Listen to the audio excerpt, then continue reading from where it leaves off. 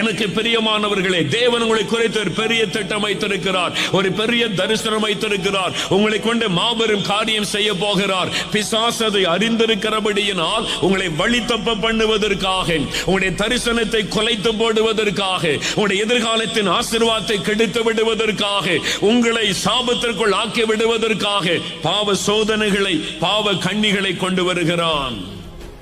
அதை நீங்கள் மறந்துவிடக் கூடாது. அதற்கு விலகி ஓடுங்கள் என்பதாய் வேதம் சொல்லுகிறது. 2 தீமோத்தேயு 2ஆம் அதிகாரம் 22ஆம் வசனம். வாலிபனே, உன் வாலிபத்தின் இச்சைகளுக்கு விலகி ஓடி சுத்த இருதயத்தோடு கர்த்தரை தொழுதுகொள் என்று வேதம் சொல்லுகிறது. விலகி ஓடு.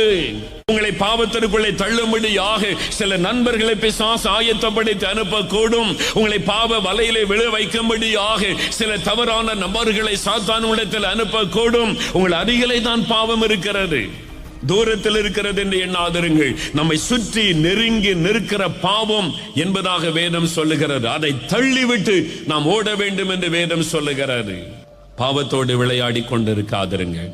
இதில் என்ன பாவம், அதில் என்ன பாவம், இது பாவமா என்ற கேள்வி, எப்போ இது பாவமா கேள்வி எழும்பிச்சோ, சம்திங் ராங் இன் தட், அதிலே ஏதோ தப்பு இருக்குன்னு அர்த்தம். உடனே அதை விட்டு விலகுங்கள்.